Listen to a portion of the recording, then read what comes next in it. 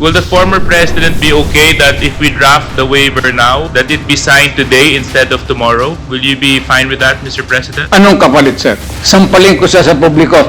Hindi, wala naman. Ngayon na. Wala pong ganunan. Chairman. I'll give you, Former Senator, bakit po nyo sinabi na piki ang war on... Ginagawa niyang war on drugs para proteksyonan niya yung niya na sina Michael Yang, Sammy Uy at Charlie Tan. Not all are legal and not all are illegal. Those individuals work by the orders of by your orders po, no? Admittedly kanina sinabi niyo po, would you categorize that as something illegal or unlawful? Gusto mo akong makulong, sir? Hindi ho. Akala ko kaibigan tayo. As now, Mr. President, naniniwala pa rin po ba kayo na si former Senator Delima ay queen of all drugs lords? Lahat po yon ay pagpapanggap lang. Kaya nga hindi niya masagot yung mga justifications dahil drama lang nila yon. It's just a form of social control, matakot lahat, and it was very effective. Sinampulan si Senator Delima, pinakulong na walang na fabricated charges, kaya wala na, kumaga umatras na lahat. Nakita nyo po kanina nung sinabi ni Chairman Suarez na kung pwede siyang pumirma, ano hong ginawa niya, nang gulo siya, no? Pero baka pwedeng ibalik natin dun sa issue na pipirma siya ng waiver. O baka ngayon, nagtutulog-tulugan naman, ho. kung may isang tutulang nakiting, I will resign and I will ask my daughter to resign and everybody in the family. That is my guarantee and I will hang myself. Please raise your right hand. Do you swear to tell the truth, the whole truth, and nothing but the truth in this congressional inquiry? So God may help you. The oath has been administered, sir. Okay, thank you, Comsec. Please proceed, Congressman Bong Teves. According po kay former Senator Trillanes, sinabi po niya na piki ang war on drugs nung panahong administrasyon ni former President Duterte. May I ask to former Senator, bakit po nyo sinabi na piki ang war on drugs? Ang statement po na yon na peke po ang war on drugs ni Duterte noong nakarang administrasyon. Ito po ay bunga nung nakalap namin na impormasyon at ebidensya nung kami ay nag-iimbestiga nila Senator Delima at dun sa aming sariling pagkalap na impormasyon at base na rin dito po sa testimonya, Mr. Chairman, ni Arturo Las Cañas sa ICC na naisumite niya at nagkaroon na rin ng kopya dito po sa QUADCOM at doon po sa kanyang video, sinabi niya po na ginagamit lang ang war on drugs ni Duterte para takutin ang sambayan ng Pilipino at takutin ang iba't ibang sektor ng lipunan para hindi siya paghinalaan dun sa kanyang sariling involvement sa illegal drugs. Kaya nga siya na-mention po na siya ang Lord of all Lords. Ito po ay sinabi niya na mga kasabwat ni Duterte ay sina Michael Yang, Charlie Tan, Sammy Uy. At ito po si Michael Yang ay ayon mismo sa report ni Colonel Acerto na dating Deputy Director of the Enforcement Group of the Philippine National Police. Sinumite niya yung report tungkol sa involvement ni Michael Yang. Dito naman po, dun sa sinasabi niyo po, Mr. Chairman, na si Jimmy Guba na Customs Intelligence Police, sinasabi niya na si Michael Yang ang involved doon sa magnetic lifters na shipment. Ngayon po, lahat po yan ay nakalap namin. Pero ngayon po, kung dahil po doon, tinignan namin kung ano yung ebidensya na pwede naming malink ito. Kaya nga po, binalikan namin yung mga bank accounts na nakalap namin kay Duterte noong 2016. Tinitignan namin kung merong mga pumasok na pagkapirahan dito po sa kanya. At doon nga po kami nakakita ng mga deposito sa mga accounts ni Duterte galing po dito po sa grupo ng mga lords na ito. At kung papayagan po, Your Honor, meron po akong PowerPoint presentation para po makita po nila kung ano yung sinasabi ko na money trail, paper trail dito po sa proceeds ni Mr. Duterte and his family. How many minutes will be your presentation? Ano lang po yan? 5 slides lang po ito, pero I will focus on the last slide. Sige, Mr. Chairman. Sige, go ahead. Mr. Trillanes. So, ito po ang sige, doon po sa mga unang slides muna. So, ito po yung mga bank accounts na nakalap ko po ito noong 2016. Tapos, ito po ay na-validate na ng ombudsman na kaparehas nga nung naisumite ng AMLAC sa kanila. Kaya, ano po tayo, kumpiyansa po tayo sa provenance nitong dokumentong ito. So, sige po, next slide. Ito po yung mga iba't ibang mga pumasok na pagkapirahan kay accounts ni Duterte. Tapos, sige po, next slide. Yan. So, ang total po ng mga credits na pumasok ay 2.4 billion. No? Ngayon, kung ano talaga yung actual total, malalaman po natin yan pagka binuksan po yung accounts. Ngayon po ito, no? Ang pagkakamali po ni Mr. Duterte nung nagtatago siya ng pagkapirahan, ay ginawa niyang joint account yung kanyang anak na si Vice President Sara Duterte. Kaya ito po, alam po naman natin na exempted sa bank secrecy law ang impeachment. So, lalabas po yan lahat. Sige po, next slide. Ito po yung last slide, no. Dito po, meron po ito pong mga transactions na ito. Meron pong kay Vice President Sara, meron po kay Duterte, meron po kay Baste Duterte, meron kay Pulong Duterte, at meron po kay Hanilep Abansenya. Ito pong mga ito ay mga managers checks under their name na ang origin po ng account ay yung isa dun sa mga lords na minention ni Las Cañas na si Sammy Uy. Ito po, ano ito? Siguro ng mga panahon na yan, 2011 to 2013, medyo kumpiyansa sila sa kanilang mga gawain, kaya may physical na checks, no? Pero after that, ang mga deposito diretso na sa account, so wala nang paper trail. Pero makikita natin dito yung pattern po, Mr. Chairman. Nagdidibidendo yung Lord doon sa pamilya nila Duterte tuwing October at April. Kaya sunod-sunod po yan. And by the way, makikita po natin si Vice President Sara, meron po siyang 2 checking in-encash dyan under her name, manager's checks. Tapos ito po ay while she was mayor, no? Kaya yan ay direct bribery, no? Tapos process of the illegal trade. Ito po ang naging pruweba natin. Kaya nung na-cross-match po namin yung dokumento na kuha namin at dito sa mga personalidad na minention po ni Arturo Las Cañas, na-confirm namin yung kanyang istorya. Nakita niyo po dyan, si Duterte, pareha sila ng amount na in-encash. No? Tapos, itong mga anak, sila Baste Duterte, ayan po, tagte 10 million every 6 months. Kay Pulong Duterte, meron din. Ngayon po, lahat ito ay hawak yan ng mga bangko mismo. Meron silang physical copy, meron silang soft copy netong mga sinasabi na ito. Kaya hindi po yan pwedeng i-deny lang kasi alam naman natin yung mga estilo ni Duterte, mag-a-admit konti pero magde-deny to confuse everyone. Pero ito po yung smoking gun, Mr. Chairman. So, yan po, we concluded na peke talaga ito. Ginagawa niyang war on drugs para proteksyonan niya yung sindikato niya na sina Michael Yang, Sammy Uy, at Charlie Tan. So, kaya po, nung sa Davao pa lang, ay po nila yung kompetensya. Tapos nung sila na ang presidente, ginawa nilang national squad, yung nangyari. Tapos si Leonardo nga po yung ginawa niyang point person. Tapos yung list na sinasabi ni Duterte, meron legitimate mga personalities doon, galing doon sa mga iba't ibang ahensya. Pero pag may kailangan silang isingit ng mga kalaban nila sa business, sinisingit po nila doon. Kaya nga may mga tinutumba na mga involved din sa illegal drugs kasi kompetensya nila yon sa distribution. Kaya yan po lahat na yan ay napagtagpi-tagpi namin. So, kaya that would explain kung bakit protektado si Michael Yang kahit na may report itong si Colonel Acerto. Tapos hindi lang po yan, nung nilabas po yung report na yon, sa sobrang pagproteksyon nila kay Michael Yang, yung mismong gumawa ng investigasyon, yun yung gustong ipapakita at sinampahan ng kaliwat kanang kaso. Kaya makita natin, dun sa mga lord na hindi kasabwat sa sindikato ni Duterte, porsigido siyang patay.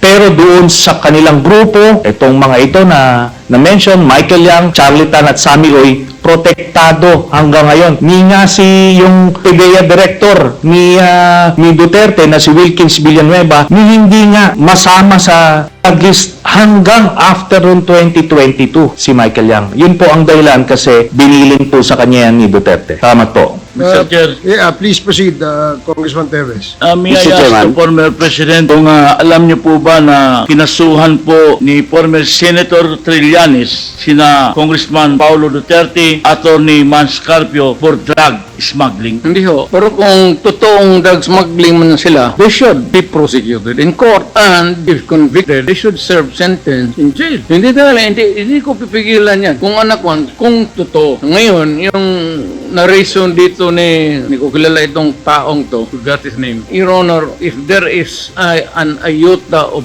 truth, iota lang, baski konti lang, you can find out, may nilagay siya ng report. Now, I'm willing to execute an affidavit, kayo na lang to summon the banks or summon to my waiver. Kung may totoo lang baski isa, I will hang myself in front of you. You can summon, I will sign a waiver. All banks, pati yung World Bank ng Amerika. Kung may isang totoo lang nakiting, I will resign and I will ask my daughter to resign and everybody in the family. That is my guarantee. And I will hang myself. Mr. Chairman. May I know, Mr. Chairman. Sir. Sige, sorry, Congressman Paduano, sige, you and then Congressman Teves, and then I will allow you, Senator Trillanes, after the two members have spoken. Yes, Congressman Thank you, Paduano. Chairman, with the indulgence of Congressman Teves. Ganito lang po, because Senator Trillanes presented yung mga bank accounts. May I ask this former senator, how did you acquire this bank documents? Nung campaign po nung 2016, meron pong nag-abot sa aming opisina na ang pangalan po niya ay Joseph De Mesa, in-identify niya. So sinabi niya, meron siyang mga dokumento na pwede namin tignan. So kampanya po yon, hindi po namin nabigyan ng atensyon until siguro a few weeks after, nakita ko po yun pong nandoon, iba't ibang accounts. Then chinek namin, dinalidate po namin kung totoo yun. No? So may mga nagdeposito po na doon sa iba't ibang accounts ni Duterte. Tapos totoo nga, legitimate po. Then nung kampanya, nilabas ko po ito at inamin mismo ni Duterte na totoo daw kasi una, dinideny po nung kanyang spokesman, but eventually, nung na-corner na siya, inamin niya. Tapos, hinamon din niya po kami na magbibigay din siya ng waiver. It's the very same dare na sinasabi niya ngayon, o bluff na sinasabi niya. At ako po ay nagpakita dun sa BPI branch na yon sa Julia Vargas, pero siya po hindi sumipot. Ang sumipot sa kanya, itong si Panelo. Ngayon si Panelo, wala pong dalang waiver. Ang nilabas niya, special power of attorney na may specific conditions. Ngayon po, natapos na lahat yung kampanya, presidente na siya, ni Oy, wala na po nangyari doon. Kaya ito po, inadmit niya na yan, mga dokumento na yan. Inadmit niya na yan, no? And let me just comment a bit, Mr. Chairman. Kasi yung sinasabi niya, in relation dun sa case na final ko kay Pulong tsaka kay Manscarpio, sabi niya, i-file daw sa korte at harapin nila. Pero yung mga libo-libong mga pinagpapatay never got the privilege of the due process. Pagka wala ka sa grupo niya, hindi ka sa sindikato niya, protektado ka. Kailangan mag-file sa korte. Pero pagka karibal ka at ordinaryong Pilipino ka, tutumba ka. Yun lang po, Mr. Chairman. Can I have my follow-up question? You have the floor, Congressman Paduano.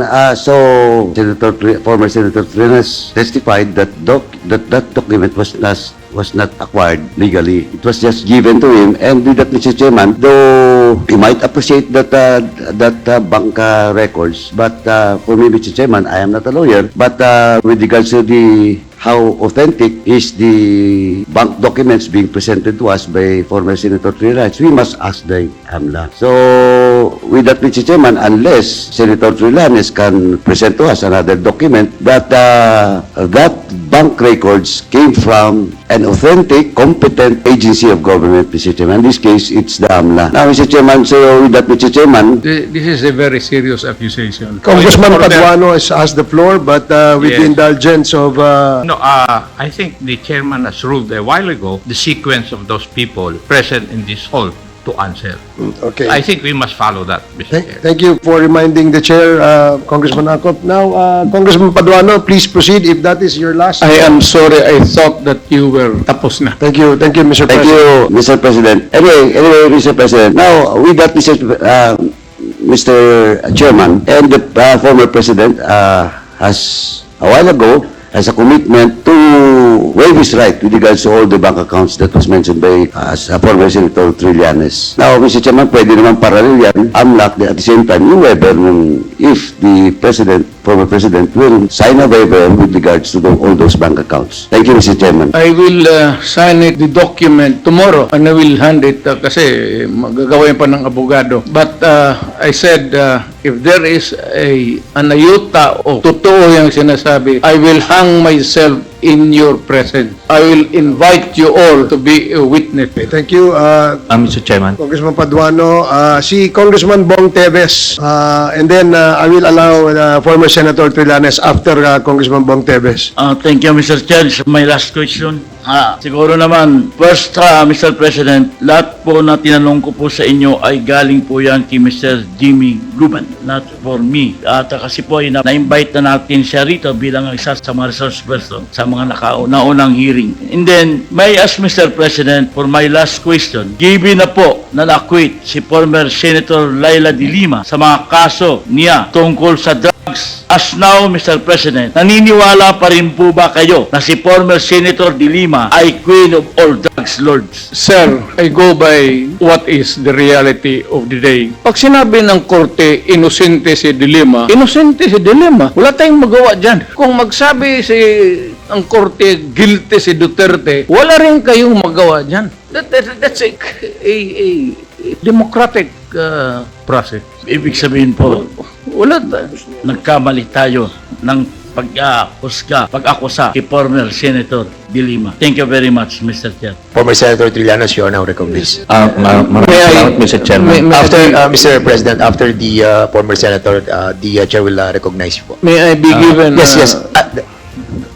Going to the bathroom? Okay. We'll have a 2-minute suspension. I'm sorry. Hearing resumed. Mr. President, you will be reacting to the Yes, sir. query. Sabi, Delima na-acquit? Yes, ang tanong natin kanina is, na-acquit po si si Senator Delima at sinasabi po ni former President na kung ano ang hatol ng batas ay 10 ang masusunod. Ibig sabihin, nagkamali po ba ang ating dating Pangulo sa pag-akusa kay former Senator Delima na siya ay isa sa mga queen ng Lord? Sir, saan mo narinig yan? Bigyan mo ako ng kopya. Saan mo narinig yan? A recording or a newspaper. Pangalawa, sir, nakalimutan ko na tuloy ang sabihin. You know, Do you need, Mr. President, a moment to... I'm just collecting my mind, sir. Okay, go ahead. Naipon na kasi. We'll give you time, Mr. President. For the meantime, the Chair would like to recognize... May I Yes, sir. for a recess of just 1 minute. Yes, we'll give you a 2-minute suspension. The hearing is suspended. Hearing resumed. Mr. President, Yes, Your Honor. Nalilito na ako kung anong sabihin ko. Pero sabi ko kung if I'm lying or if my statements are falsely stated, if there is an iota of magbigti ako. In the same manner na kung magbigti ako si Trillianes, dapat magsabay rin sa akin. okay, duly noted of your thoughts, Mr. President. Former Senator Trillianes, you're recognized. Maraming salamat, Mr. Chairman. Ito pong dokumentong ito po yung naging basis ko nung plunder case na final ko kay Duterte noong 2016. At ito po ay inimbestigahan ng Ombudsman at ang Deputy Ombudsman Arthur Carandang, and I think the QUADCOM can invite him. Siya ang nag-conduct ng investigation. Humingi siya ng dokumento sa AMLAC at kinonfirm niya. And because of that, tinanggal ni Duterte si Deputy Ombudsman. Now, aside from that, so pwede natin, suggested by Chairman Paduano, na yung AMLAC mismo, unless, since hindi naman na siya incumbent, ay pwedeng ma-access yun with the waiver. Pero we've been there before. Nagsabi na yan siya na magbibigay siya ng waiver. Puro bluff yan. Pero hindi, kaya nga mas maganda kung ma-draft na po natin yan ngayon para papirmahan niya yan dito, no? Para wala nang alibay. Pero ito po, I'll be presenting later on, Mr. Chairman, a video of his actual admission of these accounts, no? So, ito naman pong mga cheque na in-encash, in-extract lang namin from that long list. Mga managers checks po yan, hindi nawawala sa system po yan. And later on, ano rin yan, exempted sa impeachment cases, kaya pwede po lumabas yan, ipepresenta po yan. That's the smoking gun ng proceeds of the illegal trade ng Duterte and family. Salamat po, Chair. Thank you very much, Sir, I have to respond to it.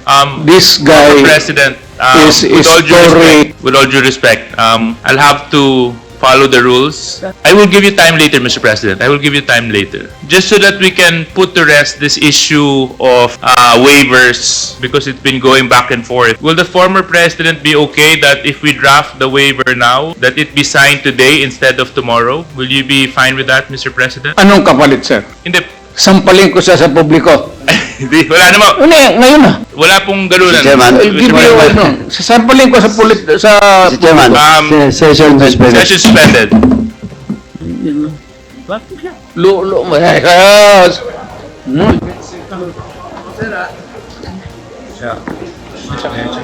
Sabi.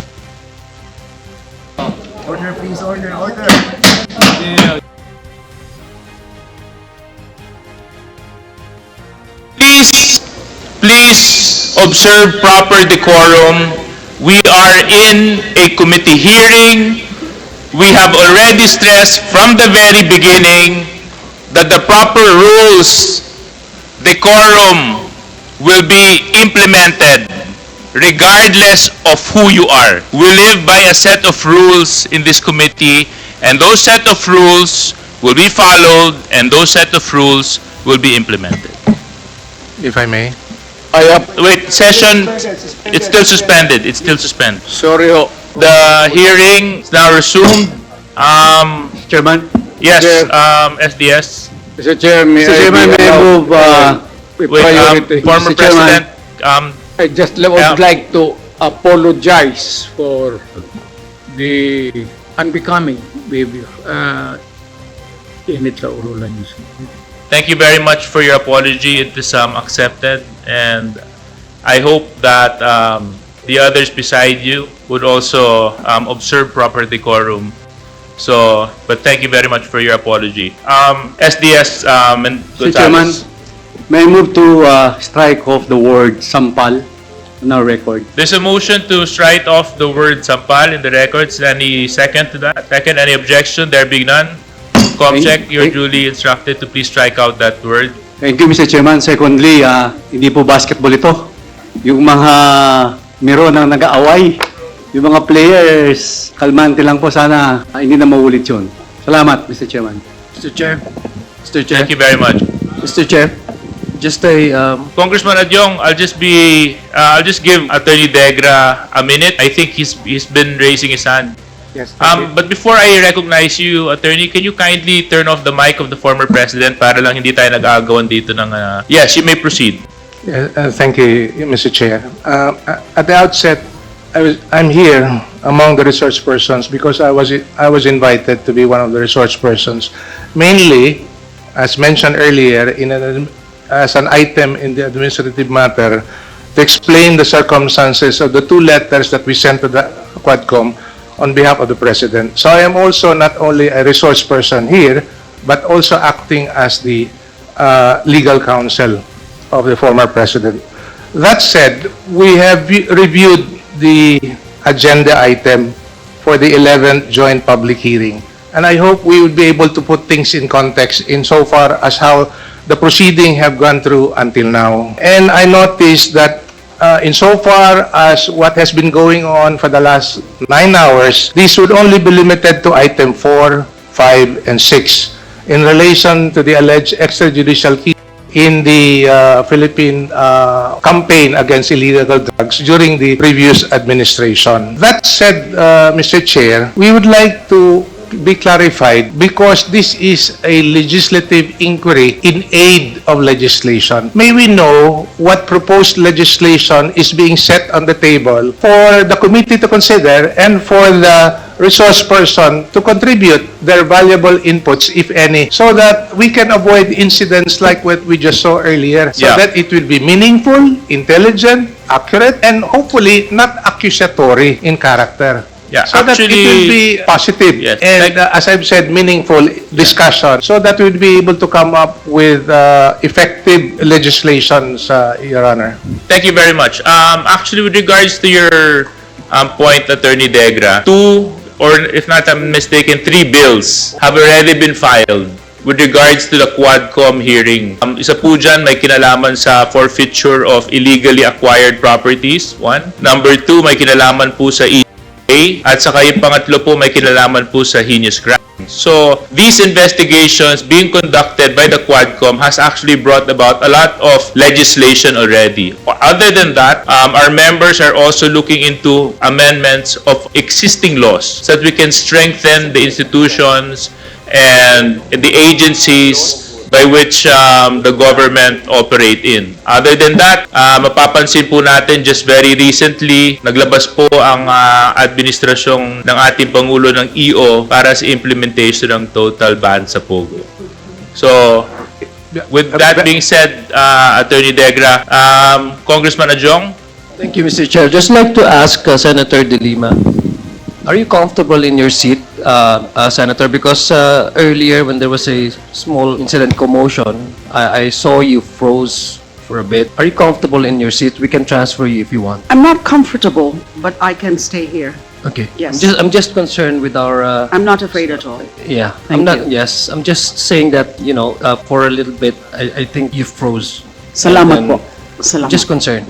Thank you. Mr. Chair. Thank you, Senator. Congressman Mr. Adjong? Chair. Yes, Chairman Benny. I cannot help but say this, no? I'm a little bit insulted by the statement of Attorney Delgra. Is he trying to question this committee on the pieces of legislation that we are trying to prepare? Mr. Chair, I'd like to find out because it seems to me, Mr. Chair, that he does not actually believe in what we're trying to do. Now, Mr. Chair, Attorney Delgra, my committee, the Human Rights, have at least 5 bills that ought to be filed. And it is not our duty to tell you what those bills are, Mr. Chair. Thank you very much, Chairman Benny. We do take note of your observation, and I hope our resource persons will be a little bit more prudent when it comes to the comments that they will be eliciting in this hearing. Next on our list is Congressman Adjong. Thank you. Thank you very much, Mr. Chair.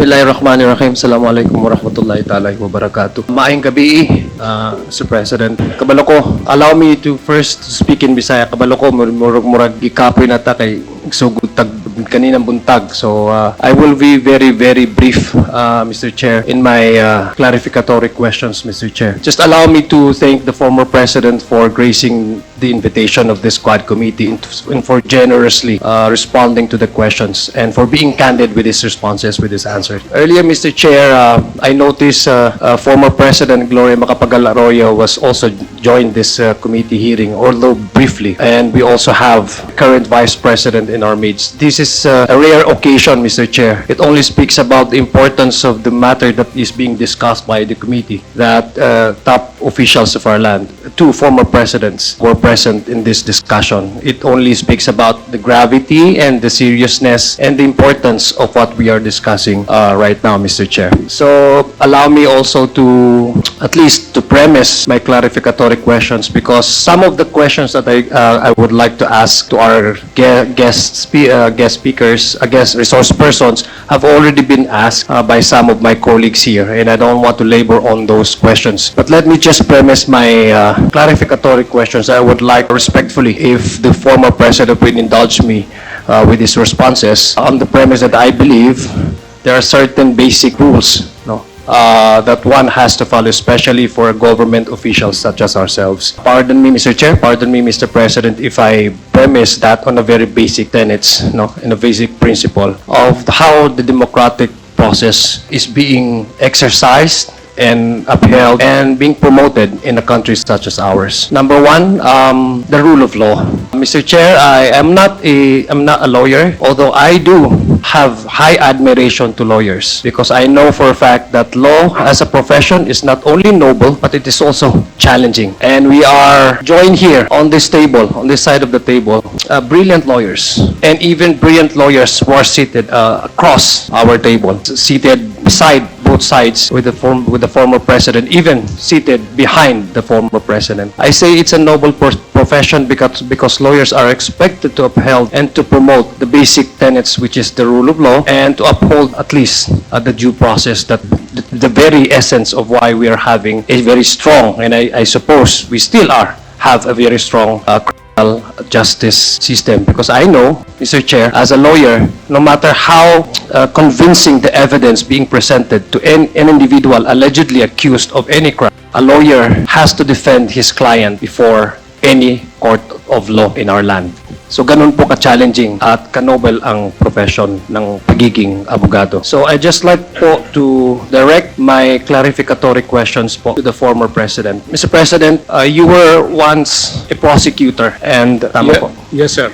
And Mr. Chair, if I also would like allow the former president to interrupt, you know, just as similar with what Congressman Rog, when he also asked the former president, I would also like to have that kind of arrangement. He can answer me whenever he wants.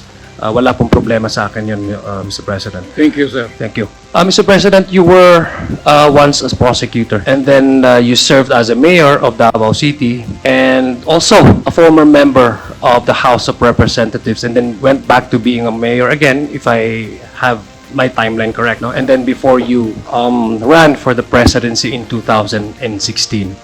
And I guess the reason why we invited you over to this committee hearing is also, apart from giving you your fair chance of responding to some of the allegations, Mr. Chairman, Mr. President, of some of those individuals who were, at some one way or the other, were part of the implementation of the war against drugs in your administration, namely Colonel Garma, Colonel Leonardo. These are the individuals who came out and then with affidavits that they have signed, alleged some things that happened during the implementation of the drug wars against the personality of the former president, Mr. Chair, and this is one way of giving you the fair chance of maybe responding to those allegations. And apart from that, Mr. Chair, Mr. President, you're correct. This is the primary consideration also of this Quad Committee, is to make sure that if there's any policies, laws, regulations in our land that have either weak or needs to be updated or needs to be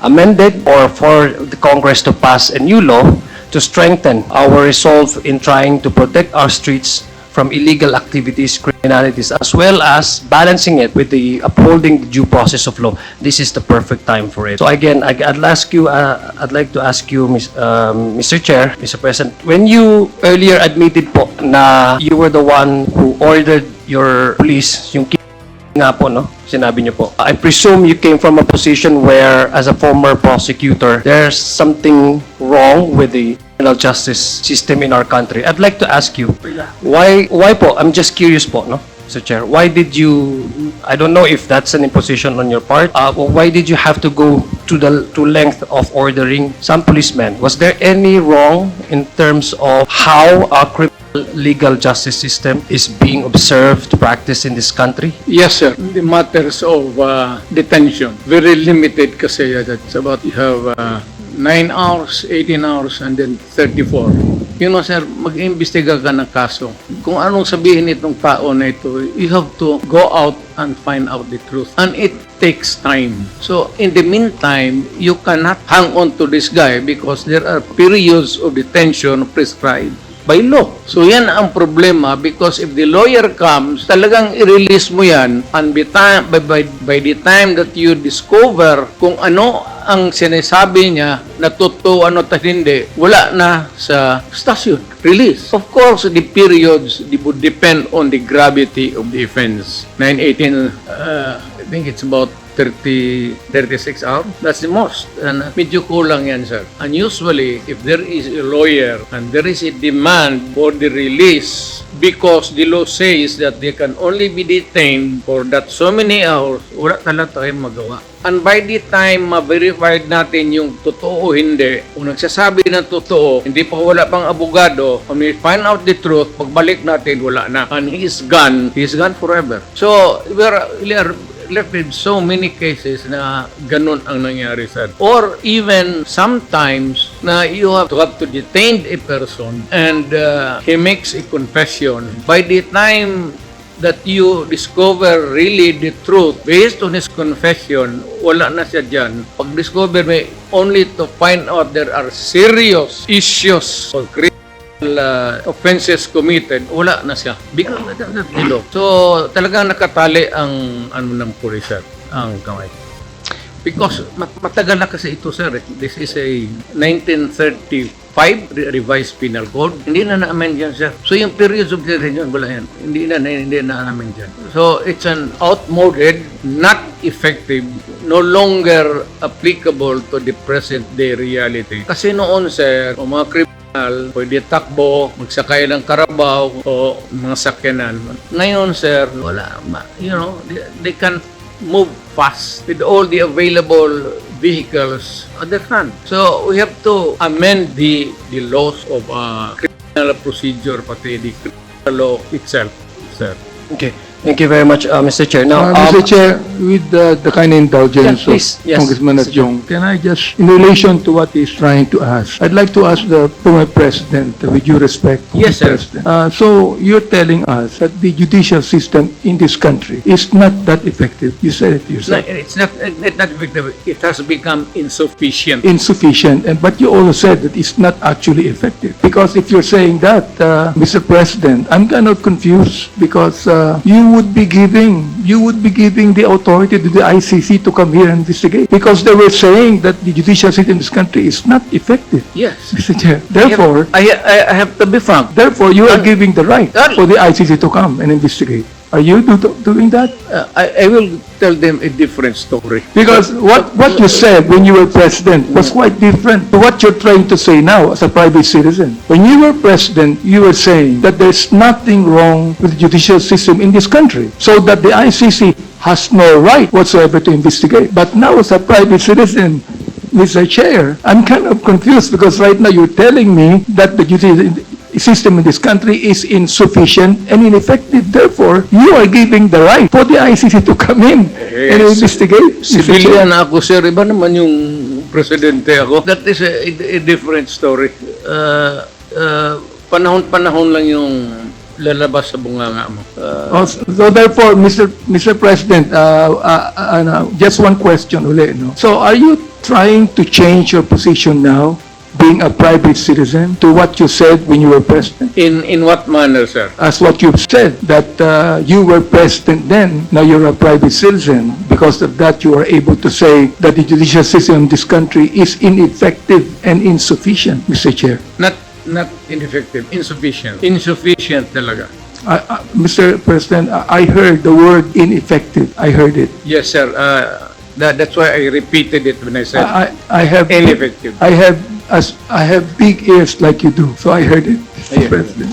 Please proceed, Congressman Adjong. Thank you, Mr. Chairman. Thank you, Mr. President, for that response. I believe, as a non-lawyer, I'd like to be enlightened. No, there are certain issues in the prescription of law. There are also, if I may be correct, I would be stand corrected if, for example, my interpretation of this is wrong. No, pero there are certain with corresponding penalties. No, in fact, we have the heinous crime, we have the petty crimes, etc. So I'd like to ask po the former president again, and be elucidated. You said earlier that there's something probably weak in our criminal justice system. Am I correct in understanding your response? Yes. Marami. Yeah. Okay. So, when you say there's something wrong or something weak in the implementation, what are we made to understand, Mr. Chair, that it's the policy or it's in the implementation No, of it's not this? It's in the law itself, sir. Talagang yung 16 periods of detention very insufficient, sir, at this time. Because yung revised penal code, sir, was, made in 1935. Yung wala pa yung itong modern mga sakyanan. Now, they can rob and as fast as they can in a jiffy and disappear. Noon kasi, sir, yung mabagal. Wala Mr. Chair, masyadong sakyan. If I may humbly request the former president not to address this representation as sir, I'm not comfortable with that. Okay lang po sa akin na congressman, but just to... Your honor na lang, sir. Thank you po. Please continue po, Mr. President, with your response. And you were saying about the outmodeled na po or outdated na po ating... Outmoded na talaga, sir. Even the periods of detention. Okay, thank you.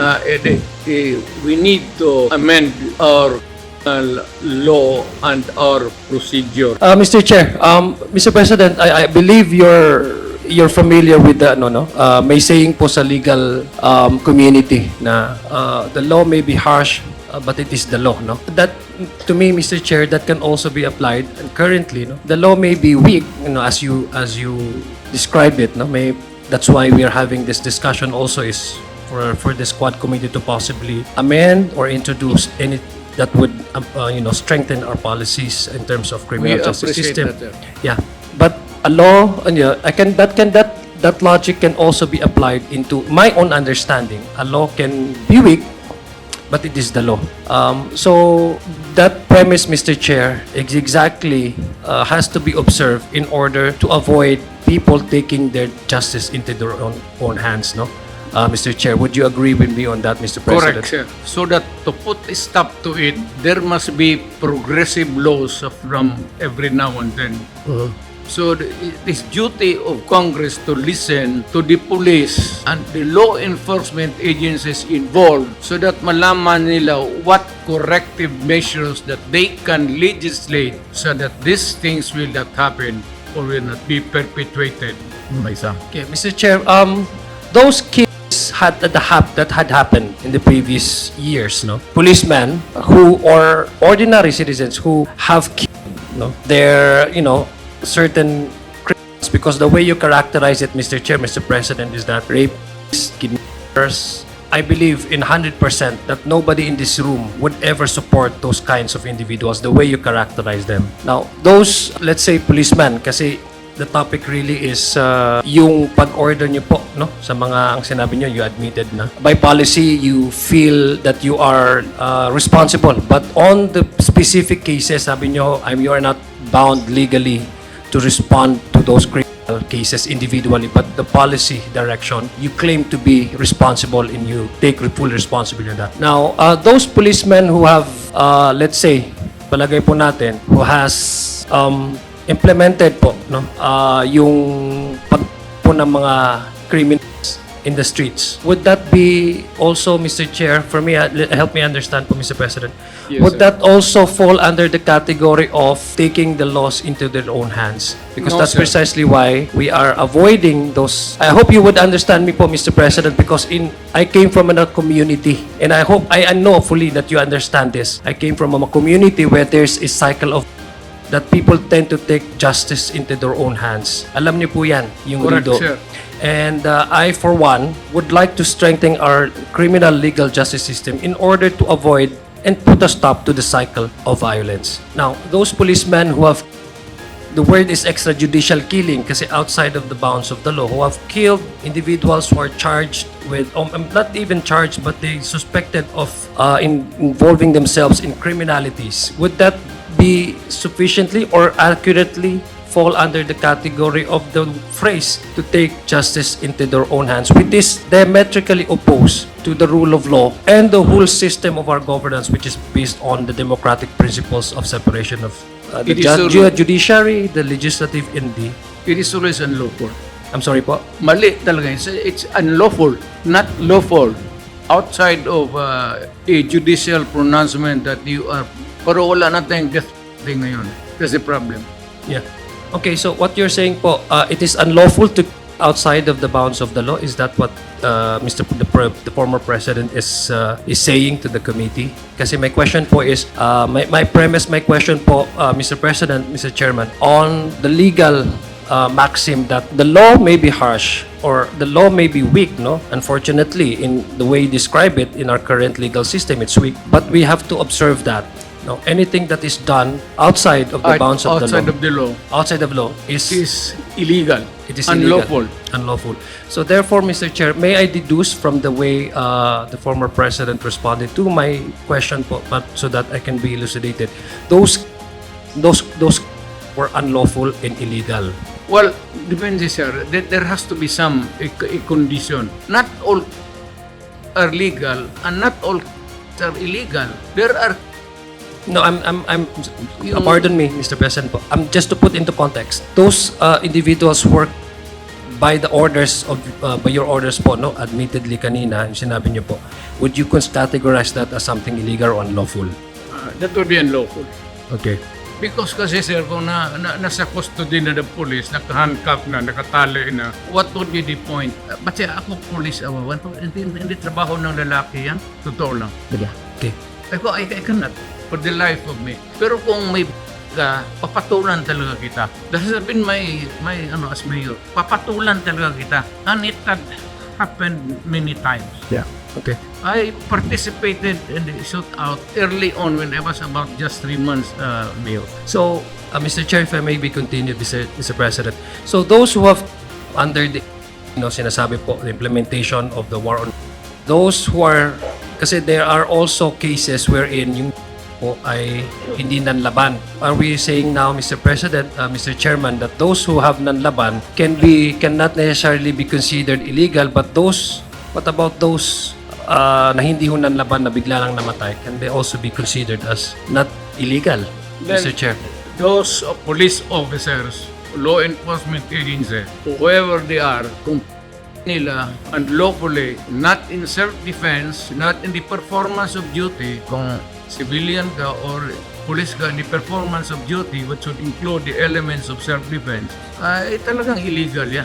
Okay. But Mr. Chair, no, let me continue on, Mr. Chair. No, let me also ask the former president, being a prosecutor himself.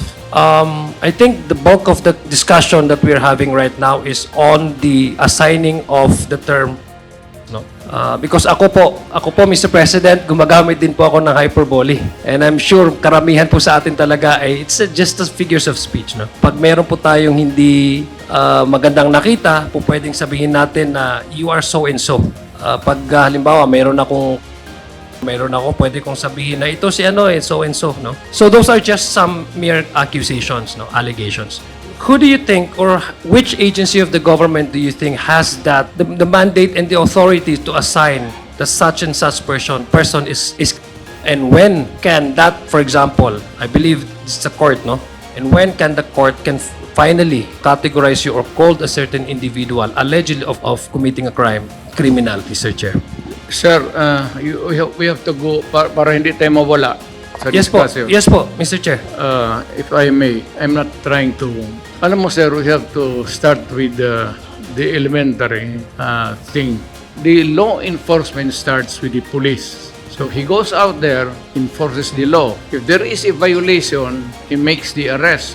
If there is an arrest made and there is a resistance, ng person na ina-arresto niya and talaga nakita niya na it is a very serious one, the police, the trabaho of the police is not only to say that I am a police, that you are under arrest, but the police has to overcome the resistance physically. If there is a resistance, bugbugin na niya o anong para madala niya sa estasyon and book him for that the guy committed. Kasi pag lumaban yan, talaga, minsan nababatuta. And the police is right in making that arrest if there is a resistance. This is not to defend the police. Pero kung sila mismo, naalanganin na sila, o yung may raid, tapos may Hindi na kailangan sila magtanong ng ano. Walang kaseremonya yan. It's either we say, you surrender, raid ito, at may maling galaw, the slightest move on the hand,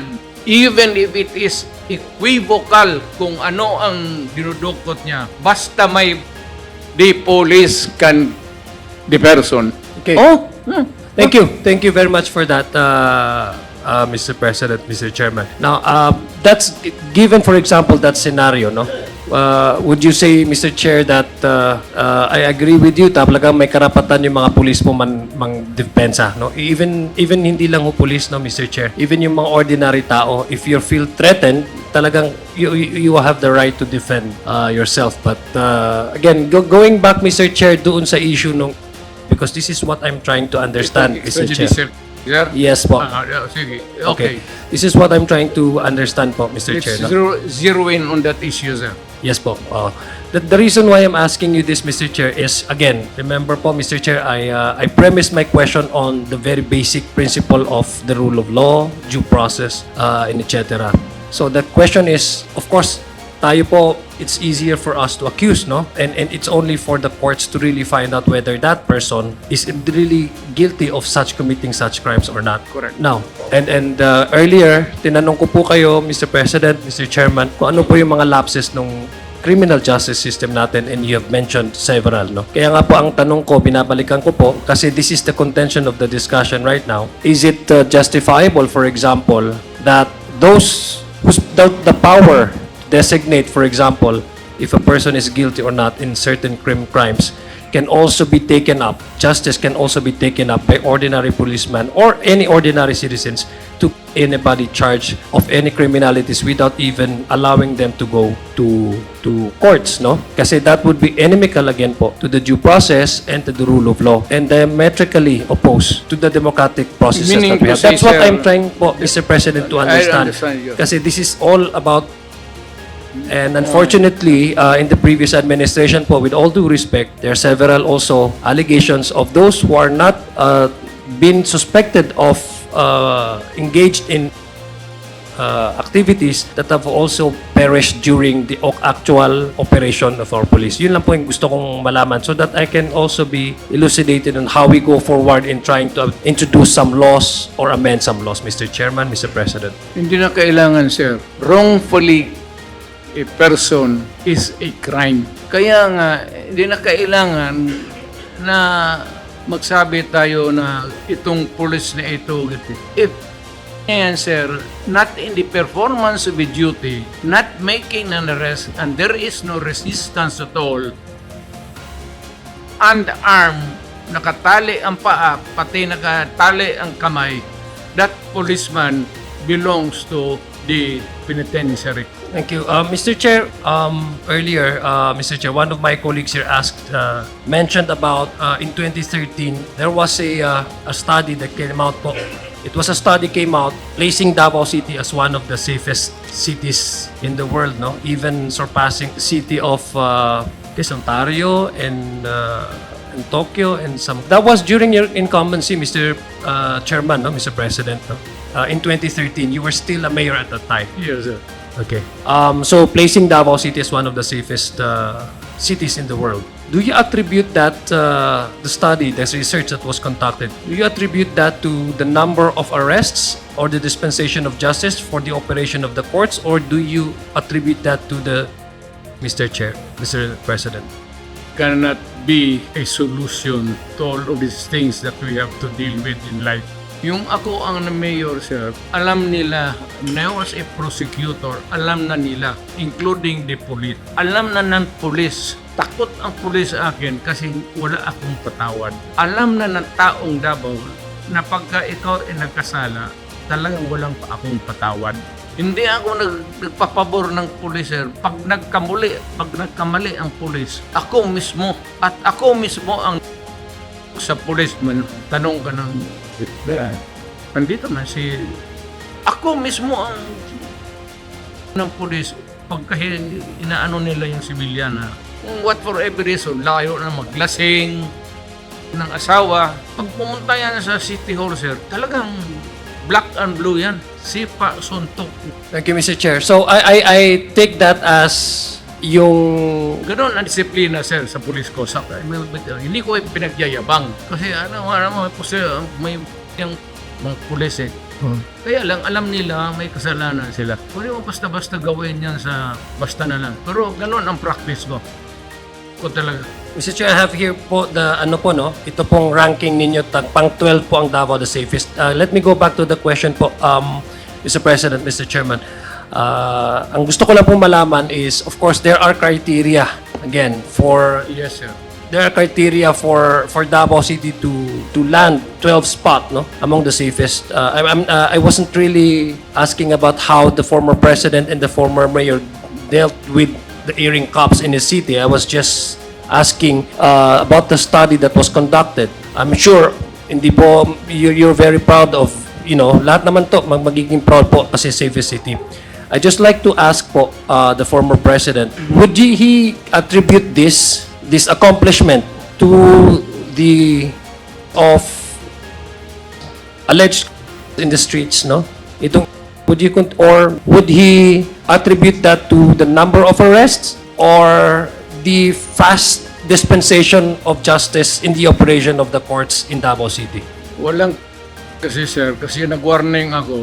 Pag sinabi ko, when I became mayor, I'll give you 48 hours to pack up and disappear. Yan ang warning ko. Ngayon, after 48 hours, pag nakita kita, Ano pong mangyayari after 48 hours pag nakita niyo po sila? Yun ang hindi ko masagot, sir, sa iyo. Kasi gusto mo akong makulong, sir? Hindi ho. Tinatanong ko lang ho kasi this is how you run. Akala ko kaibigan tayo. And Mr. Chair, Mr. President, I know that you've taken your job as mayor seriously. That's why I'm asking how did you able to manage to keep the very low level po in those times. Kasi I also link this with the case of extrajudicial which you admittedly po kanina po na sinasabi ordering the police speaking. I just want to put in everything into context so that I can understand. Now, Mr. Chair, for my final question, I believe I'm wrap up. For my final questions, earlier, Mr. President, Mr. Chair, you also mentioned, you were asked also, bakit you resorted to ordering the police pag nanglaban, kasi ang response niyo po, I think it was Congresswoman Franz Castro who asked that question. And you responded to her na kasi medyo masikip na sa kulungan. Kaya para mas maluwag-luwag, na lang yung iba, That's what I heard, Mr. President. So that I took that as the response of the President because that's what the response from the President. Now, I'm just curious po, Mr. President. For 6 years po, you were President, 17th and 16th, and I guess in 17th Congress, you were the President at that time. And there were several bills that were proposed by this Congress to reinstate yung capital punishment, yung penalty. First for hinus and other illegal for illegal related, and I believe the lead chairman of this committee, Congressman Ace Barbers, was one of the authors of those bills. I'm just curious, Mr. Chair, Mr. President, why didn't you put the weight of Malacanang to support that bill? Why haven't you certified that as an urgent bill? Wala pa ako sa Malacanang, sir. Ano po? Wala pa ako sa Malacanang. It was proposed po during your incumbency as president. That would have been a perfect opportunity for your administration to really fight criminalities, especially those who have been convicted of illegal. So I'm just wondering po, Mr. Chair, that was the opportunity. Has there been any talks in Malacanang that such 7 bills that were introduced during the 17th Congress under your incumbency? In fact, I mentioned earlier, former President Gloria Macapagal-Arroyo was here. I vividly recall when the voting was ongoing, President Gloria Macapagal-Arroyo voted not to pass the reinstituting of the criminal offense of penalty. So I'm just wondering po, Mr. Chair, Mr. President, that was televised po all over the country. Why didn't you put your weight, the Malacanang's weight, and maybe to certify this as urgent bill? Asking my honest opinion? Yes, Mr. Chair, Mr. President. You restored the penalty. I'm sorry Mas po. mabuti po, ibalik ninyo ang penalty. Yeah, yes, I agree with you po, Mr. Chair. In fact, in my own Sharia law, although it's not recognized by the Philippine judiciary, there's no criminal component on the PD 1083, but I do support penalty personally as a policy, death penalty for certain heinous crimes, etc. Heinous. I'm just heinous crimes, and I'm just curious po, Mr. Chair, and I want to understand from the perspective of the President, when he served as President for 6 years and 2 Congresses passed during his tenure as President, there were several bills introduced by the House of Representatives, one of which the authors is actually here, sitting there as a lead chairman. Why hasn't the President put the weight of Malacanang to push this further and make it as a law? Yes, sir. Kaya ang problema ang Congress, hindi mo kontrolado eh. You know, in a Congress, it's a conglomeration of human. Some are libertarians, some are hardliners, some are mild-mannered. But on the average, sir, hindi mainit ang ulo. Hindi, well, exception, naging congressman ma rin ako. Pero iba ang ano ko, sir, because been trained as a prosecutor kasi for a long time. And besides, I was also teaching to augment my income kasi wala naman akong masyadong pera nung asawa ako. Was teaching criminal law and criminal evidence. So malapit talaga ako dyan sa at stricto ako dahil nga natuturo ako. Alam ng pulis yan, pati yung pulis na yan, wala yan silang patawad. Okay, Mr. Chair, I'd like to end my time, Mr. Chair, with the manifestation, if I may be allowed, Mr. Chair. Very quickly. Thank you. Very quickly, Mr. Chair. I was listening to the responses of the former president, and there are some allegations that were made today, which I believe the former president challenged anybody, or any group, to bring that to the courts. And that challenge, Mr. Chair, I take it as a form of the president's believing in the rule of law. I'm just believing in the rule of law and the operation of our courts. When So, there is 2 issues, sir, and we cannot understand each other, we go to court.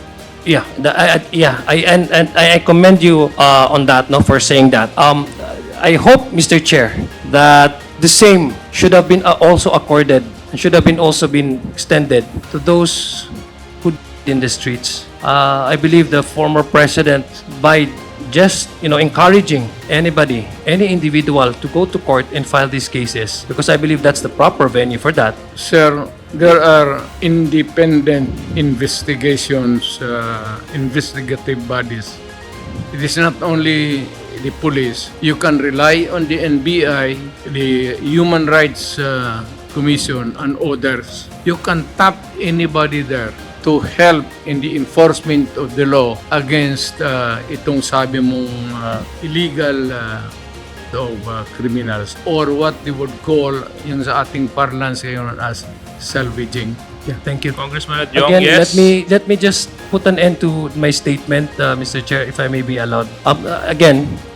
That encouragement from the former president to bring these cases to the courts, it's actually a manifestation that all of us here, even the former president, believes in the rule of law. And I hope, Mr. Chair, that out of the 33,000 or 2,000 or thousands who have, sana nabigyan din ho sila ng ganong, they were also have accorded with the same privilege of, under the law, of innocence until proven guilty. It's only the court that can assign anybody whether that person is criminal because there are corresponding crimes and with the corresponding punishment according to our law. So, Mr. Chair, I will end that with that manifestation because I do not want, Mr. Chair, to be honest with you, to be honest to everybody here, I do not want the cycle of violence, no matter the intention, because I've lived that, I've seen that, and I know it will bring no good to everyone.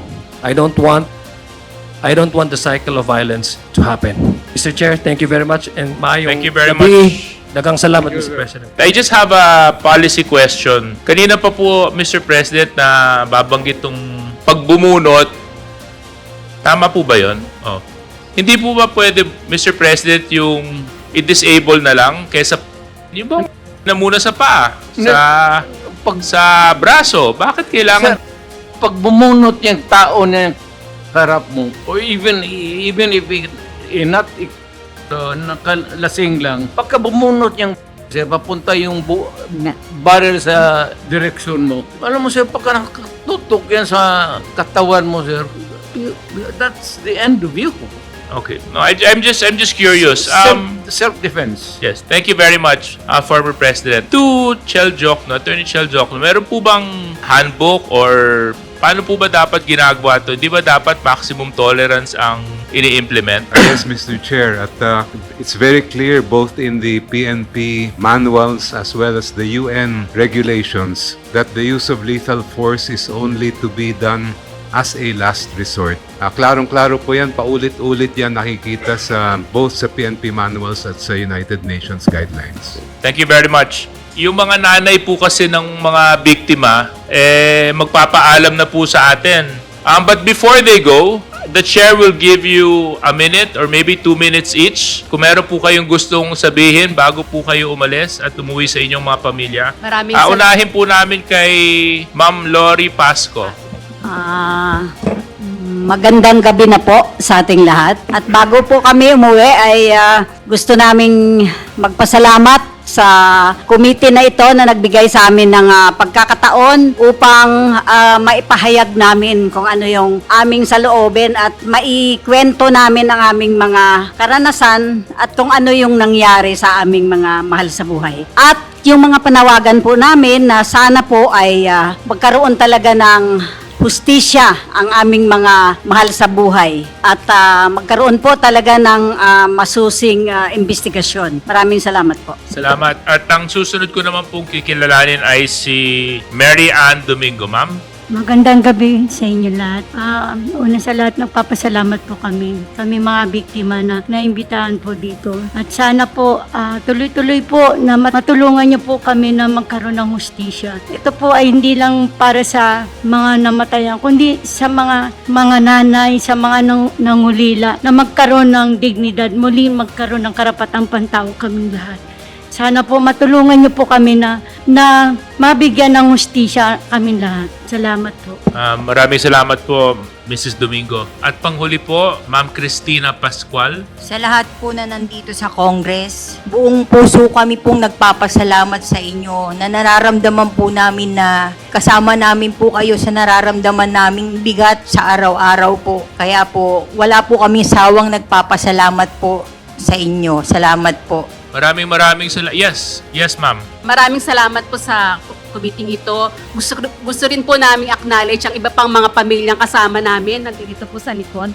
Pwede po bang tumayo yung mga pamilya na nasa likod? Hindi po namin kayo nakilala kanina, kaya pasensya na po kayo. Pwede po kayong tumayo? At ganoon din po si Sister Lisa Ruedas, ang patuloy namin kasama sa paglalakbay. Si Nanay Sally, si Nanay Dalia, si Jane, at si Nanay Purisima. Sila po ang mga pamilyang 8 taon na pong naghahanap ng hustisya. Maraming salamat po. Maraming salamat po at sa tiwala na ipinagkaloob nyo po sa Kongreso, sa QUADCOM at umasa po kayo na patuloy po natin hahanapin maski mahirap man ang katotohanan at hindi po tayo titigil upang mabigyan po ng hustisya ang maraming mga pamilyang nawalan. Kaya maraming salamat po sa inyong pagdalo sa oras at panahon. Senator Delima. Thank you, Mr. Chair, Your Honors, for allowing me to make an intervention. I just wish to comment on 3 points tackled during the questioning of the Honorable Congressman Adjong and also the responses of the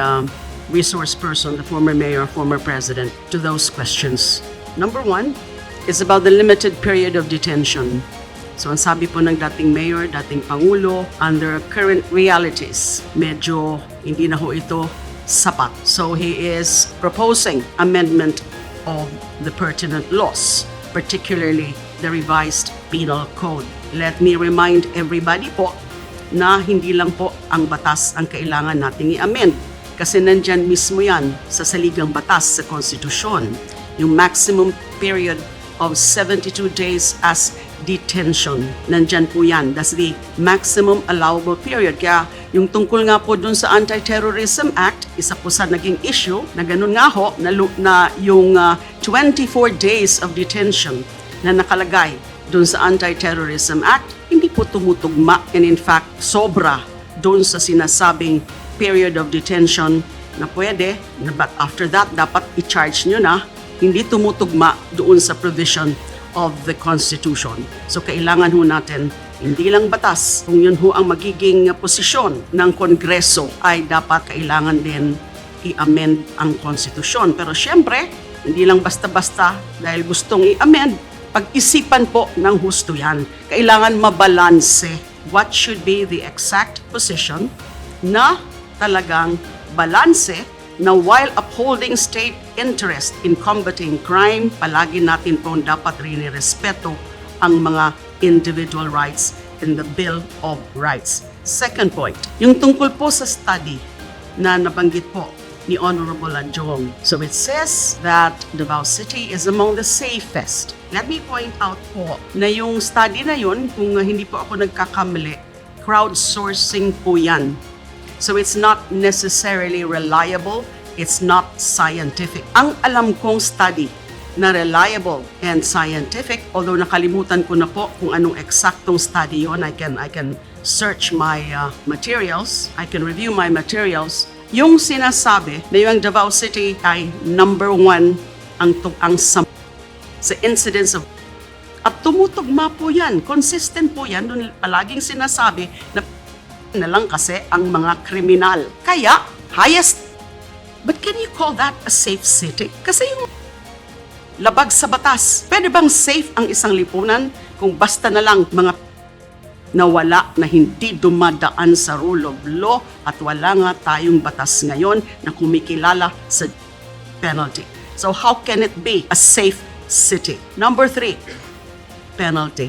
Lagi po akong aalma kapag meron nagpro-propose ng penalty. Pagkatapos naman kung mga anong insidente dahil nagkaroon ng mga high-profile heinous, some would again propose penalty. Kaya nga po yung sinasabi na yung sinabi hong listahan kanina ni Honorable Suarez, I actually support all of those. The policy recommendations, saka yung mga proposed bills, including the bill. I fully support those, except the one reimposing or seeking to restudy penalty and eventually reimpose. Why? Number 1, alalahanin ho natin, baka nakakalimutan po natin na meron pong linagdaan ang Pilipinas na sinatawag na Second Optional Protocol to the International Covenant on Civil and Political Rights. Nung pinirmahan ho natin yung Second Optional Protocol,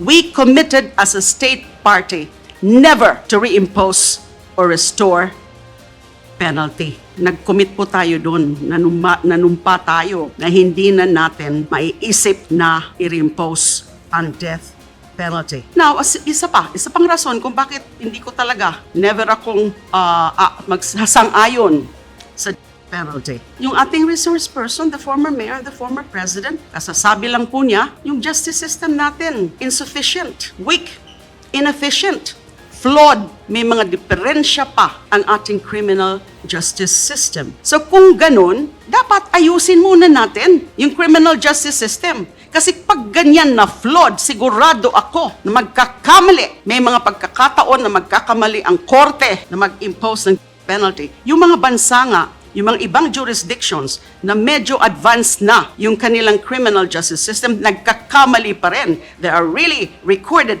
documented cases of erroneous convictions and erroneous executions. So tayo pa kaya, na tayo na mismo ang nagsasabi, kulang pa, inefficient pa, flawed pa, weak ang ating justice system? And then lastly, marami na pong mga studies na ang death penalty is never a deterrent to the commission of crimes. So ano magiging silbi nun? Tama na lang po yung ang i-impose kapag mga heinous, mga malalaking kaso, mga cases o mga cases na mga malalaki, tama na lang pong reclusion perpetua. Basta dumaan sa tamang proseso. Basta maayos ang justice system na mabilis ang takbo ng mga kaso at mapanagot sila ng tama. So for those reasons, Your Honors, Mr. Chair, I register, as always, my position against any plan to reimpose penalty. Maraming salamat po. Thank you very much, former Senator Delima. Next on our list is Congressman Sendanya. Mr. Chairman, may I just interject for... First, is this a short interjection? Yes, it's just in connection also with what Senator Delima said and what Congressman Jong. With the permission of Congressman Sendanya. Make it short, please, former Senator Trillianes. Yes, Mr. Chairman. With all due respect to Congressman Adjong, but he's working on the assumption that seryoso, honest to goodness yung drugs. As we found out and as what I presented a while ago, everything is a ruse. Lahat po yon ay pagpapanggap lang. Kaya nga hindi niya masagot yung mga justifications dahil drama lang nila yon. It's just a form of social control, matakot lahat, and it was very effective. Sinampulan si Senator Delima, pinakulong na walang na fabricated charges, kaya wala na, kumaga umatras na lahat. So it was all about that. Pero titignan nyo what happened after. Yung grupo niya, niya, sila Michael Yang, sila Pulong, Charlie Tan, started importing illegal through the front door sa customs. Pero ang ginawa nila nung una, a few months nung start ng administration niya, binabasag nila yung mga laboratory everywhere with the projection na seryoso sila sa illegal drugs. Pero mga kompetensya nila yon, yung local manufacturers.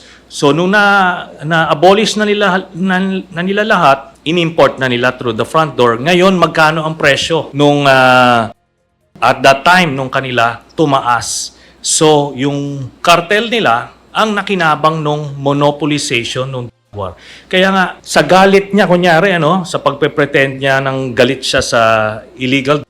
Pero nung in-import yung 11 billion na, yung 6.4 billion na, then a few others na in-import, meron bang sinabihan si Duterte na kung sino yung lord behind it? Wala po. Tapos ito po yan. Sino po yung Customs Commissioner na nung time na yon? Si Faeldon sa 6.4, si La Peña nung 11 billion. 'Di ba? Pinadaan sa customs. Kung talagang galit na galit ka at hindi mo kasabwat yung nagpasok na yon, you should have hung these people kung talagang ganun siya magsalita eh. Pero anong ginawa po niya? Pre-promote niya, no? Pre-promote niya po ito, prinoteksyonan niya kasi mga kasindikato niya. Then here comes si Peter Lim, who was identified as one of the lords, pero same triad nila Michael Yang, kaya hindi nila pinaalis na lang, no? Kunyari, nung nape-pressure, finailan po ng kaso, pero anong ginawa ho? Dinismiss. Despite the evidence. Tapos, anong ginawa ho dun sa prosecutor na nag-dismiss? Pre-promote na judge. We have documented all this. Kaya, we followed yung sequence ho. Kaya, hindi kami mabobola ng mga ganyang parang seryoso. At kaya ho maraming nalilito na parang talagang gusto niyang ayusin lang talaga yung illegal. Pero hindi. Former Senator Trillianes, yes. Yes. Can we just... just one more point, Mr. Chairman. Yes, yeah. Ito na lang po. We're Then, going Mr. Chairman, off if I may- tangent from yes. our discussion. If I may, Mr. Chair. Yes, Congressman Fernandez. Para to save time, no, Yes. Mr. Chairman, can we have the documents that na sinasabi mo a while ago? So, para lang po makuha namin yung lahat ng points that you have mentioned. I already submitted to the COMSEC yung When was this? just today, yung nung Okay. present po. Alright, And, thank you. Kon po, yun po, as challenged earlier by Chairman Paduano, na pwede pong imbitahin yung AMLAC, but as I understand, hindi po exempted yung legislative inquiry because sinubukan na po namin yan. Pero exempted ang impeachment. So lalabas po yan eventually din. Pero yung ombudsman po, when they investigated this, they asked the AMLAC, kasi meron silang MOA ng exchange of information, nakuha nila yung mga dokumento na yon, kaya nga po na-validate yung aming mga dokumento, at ang magpapatotoo po nito yung tinanggal sa pwesto na si Deputy Ombudsman Arthur Carandang. You can also invite him. And Pero ito po yan. Nakita nyo po kanina nung sinabi ni Chairman Suarez na kung pwede siyang pumirma, ano hong ginawa niya, nanggulo siya, no? Pero baka pwedeng ibalik natin dun sa issue na pipirma siya ng waiver. O baka ngayon, nagtutulog-tulugan naman ho. So, pwede po natin papirmahin ng waiver pa rin. Yeah, Senator Trillanes, we'll get to that item later. So I gave you your chance to speak, and